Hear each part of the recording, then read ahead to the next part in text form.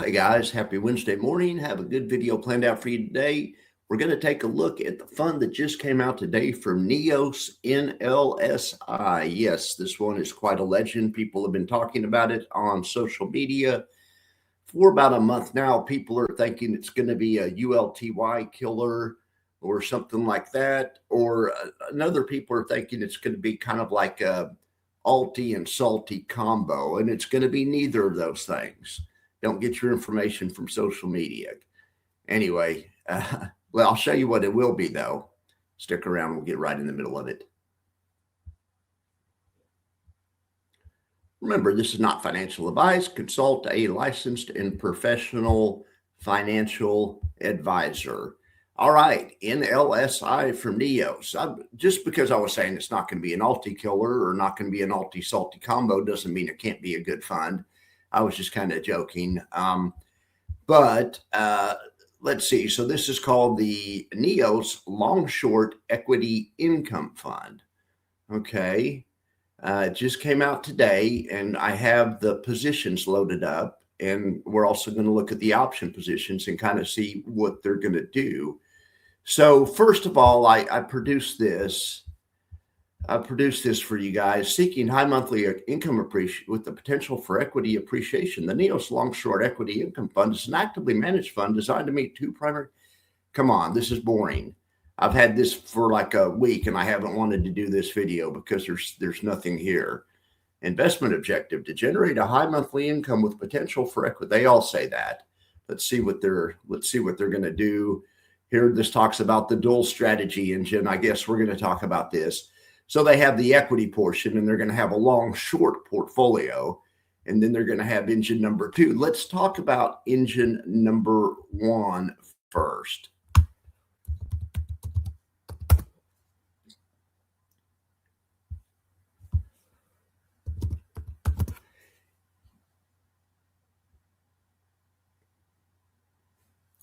Engine number one is called a long short equity portfolio. Hedge funds have been doing this for years. They have a basket of stocks they like, and then they have a basket of stocks they don't like, and they put them together. Millennial was the first one. Jim Simon's company kind of made long short trading famous, but and it can have a lot of advantages having a long and short portfolio at the same time. For a long time, that was hedge fund territory only. Well, in probably 2019, 2020, something like that, whenever they started turning all the hedge funds into ETFs, we got ETFs to do the same thing. This is one of the better ones, the Convergys Long Short Equity ETF. These guys do a great job. They have a long book of good stocks, and they have a short book of bad stocks. You can see in April that these guys dropped from about like the market did, but they've recovered a lot. They've recovered a lot more than the market has. Now, these guys don't sell any options. This is not an income fund. I mean, it may pay a small income, but it's not an income fund. But this strategy's been around for a while, and there's other ones of these. These guys right here have about $250 million under management. They have a 3-year performance of 78%. That's not bad. They have a 1-year total return of 14.5%, a 3-year total return of 22%. It's really pretty good. Long short strategies are cool. So we just haven't had a long short strategy in the income space yet, in the monthly or weekly income space. So N-Stuff's in LSI, and like I say, somehow the rumor got started on social media that this was going to be a competitor with maybe, Blocks or Alti or K-Yield or one of those. And no, it's just, I don't think it's going to be. It's going to be its own thing. It might even be better, but I don't think it's good to compare it to those things. So let me show you what we know about this. And that's at this moment here at, 8:14 in the morning. I just downloaded all the trades. So here are all the, or not the trades, here are the positions, the first day positions. Their biggest position is Airbnb. Their second biggest one is Adobe. The third biggest one is Autodesk. These are their stocks that they like. This is their long book. Well, most of those are. But then Applied Materials, that's the first one in their short book. If you read the prospectus like I have, it says they're going to have 15 to 30 stocks in the long book. They call that book, but 15 to 30 stocks, and each one of those is going to have between 3 and 7% allocation. Then they're going to have 15 to 30 stocks in their short book that are going to have anywhere between -1.5 and -3.5 allocation. In other words, the long book's going to be twice as big as the short book. Okay. So this fund is still a net long fund that you still want the market to go up. The short book is only half the size. It's going to act as a hedge. So I would expect, just like other funds that do the same strategy that do this fund can lose money when the market goes down. Because they're double long and single short. Yeah, hopefully their shorts are worse than their longs are, and they're short on the bad stocks, and hopefully those shorts make more money than they lose on the longs. Absolutely, all day long. It might help to cushion it, but this is still it's just another way to invest in the stock market. This strategy needs the market to go up. It's not a hedged strategy. There's nothing hedged about it. So just let's forget about that for right now. Now, that's the bad news, though. I mean, that's, a lot of people thought it'd be like Alti and Salty together. Well, that's fine. Let's see what it actually is. So I did this in a graphical format. It's not really much better, but here's their long, Adobe, like we went over. And then here's their short one, Applied Materials. Then they also have Franklin Resources is a short, Caterpillar's a short, Coinbase is a short. But then on the long side, they have Capital One Financial, they have Centene, they have Comcast, they have Walt Disney's a long. They should have shorted that one. Digital Realty Trust is a short. Devon Energy's a long. That's a good old Oklahoma company. And then for the shorts, they have Emerson Electronics, Equinox, Home Depot's a short, Humana's a short, General Motors is a long. But anyway, you guys get the idea. The long positions are twice the size of the short position, so the long book is twice the size. Now, here's where it gets really interesting. Here's really the only thing I care about. At the same time they have a long short book, they're going to be selling options to generate income to turn this into a yield fund. Okay, great. I'm on board with that so far. I had hoped this was going to be like an Alti Salty combo, and they were going to be maybe selling call spreads on their weak stock or shorting this and selling out of the money puts like Salty does, and then with their long stocks going long and then selling out of the money calls or something like that. Well, no, not at all. They're just going to sell SPX puts on the entire portfolio. Okay, well, so they're going to sell SPX put spreads. So their option strategy is also going to be long. It's not going to have any hedge in it, not going to have any short. So they're going to be double long through their stocks, or their long book's going to be double long of the short book. So that's net long. And then they're selling SPX options. So that's an extra net long. So this fund just needs the market to go up, just like any of these other funds. You're just rooting for the market to go up. There's no hedged element or anything here. All right, so that's fine though. Rooting for the market to go up is something I do every day, and the market usually does go up. So let's go down here and see what these guys have done. And they have two tranches on. Well, a couple of things here. It looks like the fund right now is worth $1 million. Okay, I hadn't looked at that earlier, but anyway, so they have two tranches on of options. And look, they sold some options there for $490 and for $340. So what does that equal? 7 and 820. So I should have done this before I came on the show. 820. Okay, and then they bought some options that are around $1.50 and $1.35. So that is, what is that? 290. Is that 290? Yeah, something like that. Close enough for government work. 2.90. Okay, so the difference is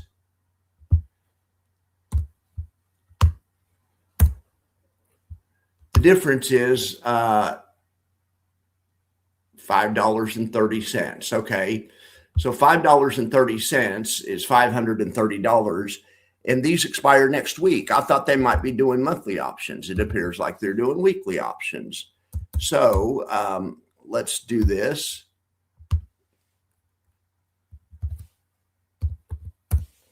At this rate, and that's times 100, they're going to make $275. Okay, so right here, given their options they sold today, they're going to make about $27,000 a year on those. Okay, this is $1 million account. That's 2.7%. That's not a lot of money. I was disappointed how they're doing these options.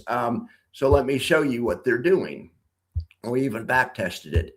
I broke those options down into deltas, and they sold about a 3 delta and they bought a 1 delta. So we can simulate that here. Here's SPX for the past 12 months. We can see exactly how it would do. You sell a 3, see that strike there? That's in terms of delta. It's a 3 delta, and then you buy a 1 delta to kind of cap your loss on the downside. And you do that every 7 days. And we can back test and see how that would do over the past year. Well, I mean, you know, it made $540 while buy and hold made $10,000. But look at this giant loss it had in April. This is called picking up pennies. This strategy is called picking up pennies in front of a steamroller. And it's not one that I endorse or recommend, but these guys don't ask me for my opinion. So I put it in option strat just to show you about the pennies and the steamrollers. These are the pennies. This is the money you stand to make, you know, $400 or $500 over the course of a week. Great, as long as the market doesn't crater. Okay. Well, where does the break even happen? Under about 3%. Okay, that doesn't go down more than 3.8% very often in a week. But when it does, like in April, you know, you're picking up $500. That's the pennies. And the steamrollers is $30,000 loss that's staring you in the face. And that's going to happen a couple of times a year. And you can see that it's happened once this year already. And it knocked the snot out of this, you know, out of this. That's just what it does. This is, you know, like I say, I do not condone this. When Yieldmax first came out, people were saying they're picking up pennies in front of the steamroller. No, they're doing the opposite. They're the opposite end of the curve. They're picking up bags of gold. They still get steamrolled occasionally, but they definitely aren't picking up pennies. Anyway, I digress. So what can we do about this? So one thing we can do about this is the guys can put a stop loss on it.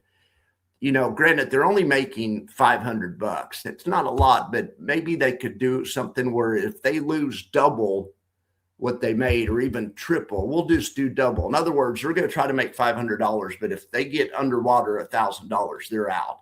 They could, at that point, they could cover those options at a loss, and they could roll them further out and hope the market doesn't go down another 5%. And that's a legitimate strategy. And that's probably something like they'll do.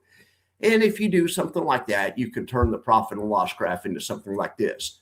You still don't do as well as buy and hold, but the big losses are somewhat mitigated, but they're more frequent because you have the stop loss. Like here in October, hit the stop loss, you know, it appears. And back in April, hit the stop loss too, but you could see a better result. So the only reason they're doing this isn't a growth strategy. Even though this had a little growth, it's not a growth strategy. The devil's in the details. You have to click on the details. Why are they doing this? It's right here, average premium. On the test, it just shows an average premium of $100. You know, we got $500, but they're doing 2 tranches.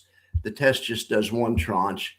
Maybe we could make the test a little bit more realistic. Maybe they're really doing more like a 4 and a 1, and we can do 2 tranches. Let's see if that raises about $500 because they are making about $500 income. Doesn't mean a profit, but it's yield. So let's go look at this. Well, that's still at 140. There's a discrepancy between the back tester and between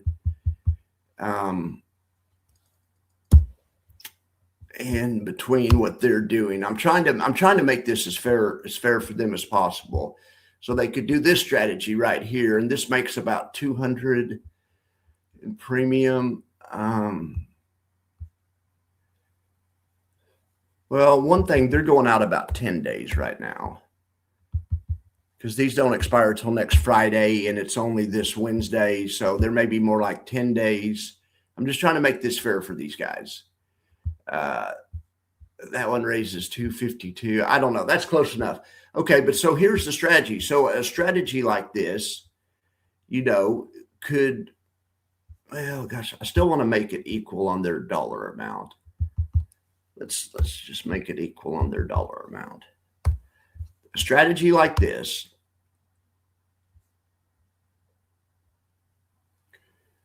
could bring in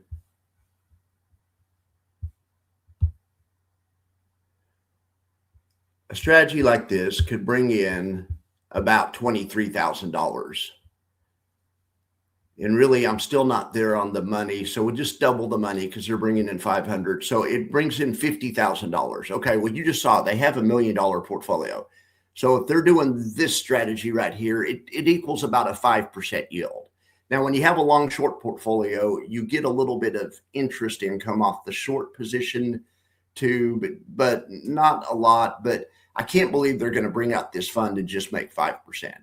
So maybe they have some kind of algorithmic thing where sometimes they set the options further out of the money. Sometimes they scoot them closer to the money. It's unfair to judge it on 1 week, but based on this week, they're going to have a fund that makes, it looks to me like 5% yield. I mean, because look at this. I mean, going back to here, well, that's 27,000 on $1 million. That's actually going back to here. That's 2.7%. I mean, and they're doing it in a very unsmart way. I mean, these guys don't ask me, but the way I would do it is you sell something like a 20 delta that still expires out of the money 80% of the time. You sell a 20 delta and buy a 10 delta. And on something, and the reason I say that is because the higher deltas bring in more income. This has an average profit or average premium per week of $1,200. It brings in $115,000 over the course of a year. On $1 million account, you could pay an 11% yield with the strategy like this. So anyway, but it looks like maybe I don't understand their strategy, but Neos, why are you guys picking up pennies in front of the steamroller? I don't like it. So anyway, what I'm going to do is I'm going to keep watching their option positions, and maybe they'll scoot them closer to the money next week or whatever. But right now, honestly, it looks like they might pay 5%, and it's not hedged. It's still going to be net long, So I'm not saying I don't like it. This can definitely work in your portfolio if you're looking for some long short exposure to the market, and 5% income on top of that would help you out. I mean, that it actually could be a fine plan. I mean, for people that don't want a lot of, that don't need a lot of income and they want a pretty stable, portfolio, this one could be the ticket. It's just not at all what I was expecting is all I was going to say. So let's finish up with the slides. You guys don't want to miss any of these slides, do you? These slides are awesome. Now, I'll leave these other influencers to give you slideshow presentations. I like to get into the strategy, but just to reiterate what I was saying, they're actually long 120 and short 55. So their long portfolio is worth 1.2 of what it should be worth, but in other words, it's a little leverage, but their short portfolio is delevered. It's only worth 55, but the results are they're twice as long as they are short. It's a net long portfolio. Okay. See a list of 30 companies, 3 to 7%. Did I tell you right on that? I said 1.5 to 3.5. I said 3.5 because it's half of 7. But anyway, I was pretty darn close. So generating monthly income via put spread strategy. Yeah, that's how it looks right there. That's fine because it looks like your risk and reward is pretty balanced. But your risk and reward really looks like is more like that. These are their actual trades they have on. These are the positions they put on. They don't expire till the 18th. They literally stand a chance to make $500 or lose $30,000, depending on where their stop loss kicks in. Remember, if the market drops overnight, it doesn't matter if you put a stop loss where if you get a $500 credit and you do a 2x stop loss, that means if I'm down 1,000, I'm out. Well, if the market drops big overnight and opens down 3,000, you're still out. Your trade will trigger. And so there's, if it goes overnight, you can't always control it to just the neat, clean $1,000 loss.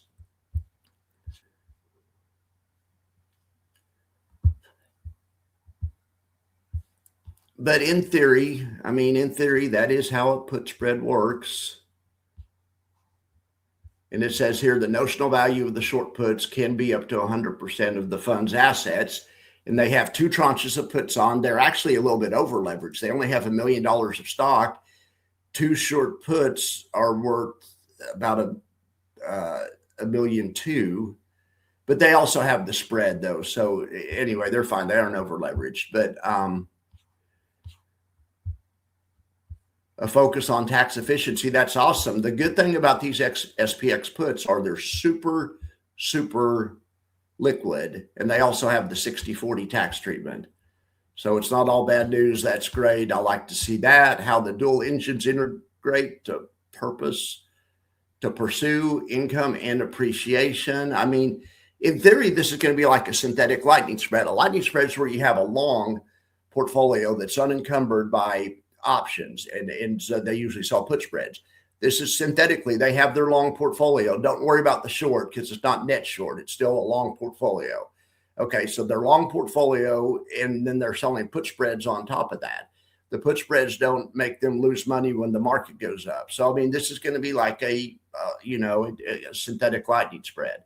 I like the put spread idea. Just move the strikes closer to the money and make it where you make, instead of making 5%, make 15%. I mean, that's, like I always say, they don't ask me for my advice, but I would scoot those puts a little closer to the money, pay about 15%, and have this nice long short portfolio, do a good job picking the stocks, and then you have a winner here. So active management, non-diversified. This is just, where does AI even come up with this stuff? Come on, this stuff is just AI slop. I do want to give a shout out to these guys. They've never been on my station. I don't know if they have something against me, but I'm just joking. I've never asked them to be on the station, but they've never asked either. All the fund managers that have ever come on my station have been asked by me to, or have asked me to be on the station. I don't go out and solicit people. I guess I did ask Jay to be on the show when my station was new, because no one knew me. So I did solicit Max, but after that, every manager I've met has sent me an email and said they'd like to be on the station. So Troy, if you'd like to come on the station, I'd love to have you on the station. You have some of the best, or Garrett, you have some of the best, most stable ETFs out there in SPY-I and Triple QI. These guys may not like me because they think I'm a Yield Max guy or whatever, but no, SPY-I and Triple QI are good ETFs. I mean, that have helped a lot of people retire, and I have a lot of respect for SPY-I and Triple QI. So all this is just AI slop. I really don't see anything else in here that any more type of usable information. So at this point, I'm going to let you go. I'm going to say, though, we'll keep an eye on these trades, especially the option trades. I'll load them into Option Strat for the first month or so, and we'll see if they do scoot them closer to the strike, or closer to the money. We'll see if they scoot the strikes closer to the money, and use a little bit of a higher delta. Just a real quick refresher. They're selling like a 4 delta. 4 delta means 96% of the time it's going to expire out of the money. And that's wonderful. It's whatever happens that other 4% of the time. That's the picking up pennies in front of the steamroller. Some people call it picking up nickels in front of the steamroller. Well, like I always remind people, remember, this is not financial advice. Check everything I say, or anyone on the internet says, or anyone who's unlicensed says. Check anything you hear from your uncle. Check anything with the licensed financial professional who knows your situation, who's up on all the pertinent rules and all that kind of stuff. I'm just a guy talking on the internet. And if you like this kind of content and you'd like to support the station, please go to paypal.me/Max Convexity. And one more thing I'm really excited about is I want you guys to know that you guys are invited to my Christmas party. I just made the thumbnail, and I am super pumped about this Christmas party. It's my first annual office Christmas party, and I'm going to have no one from NEOS is scheduled to be on yet. Maybe I can get a NEOS guest, but we're going to have founders and portfolio managers from YieldMax, Total Capital, Rex, Curve, Quantify, and X funds that are going to be stopping by. Not only that, some of your other favorite influencers are going to also be at this party. So I think it's going to be a really good time. That's going to be Friday, and it's going to start at 3:45 Eastern time. And the first guest comes on at 4 Eastern. Anyway, be there. I appreciate you guys. Have a great day. Let me know what you think about NLSI. Maybe I'm missing, maybe it's going to be the greatest fund ever. Maybe it is going to be a salty and alty competitor. Maybe, maybe I don't understand something. Anyway, I'll talk to you guys later. Have a good day.